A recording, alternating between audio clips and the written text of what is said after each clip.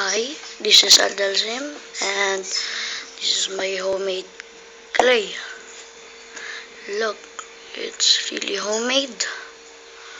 The clay that never dries out. Okay, you need moisturizing soap, moisturizing bath soap. Wait.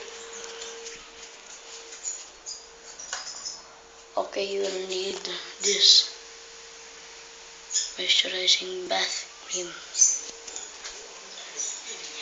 and vanilla extract, imitation flavor, and flour and baking powder. All you need is to mix it, and this will turn. Mix it, and you need until it never sticks in your hand. If does it stick in your hand, put more flour, and this will turn into your slime. You can put food coloring, but I want color white so it looks like homemade. If it dries, this is clay that never dries out. You see, soft clay. Okay, this is Adelsem again. Leave us a like and subscribe. Thanks for watching.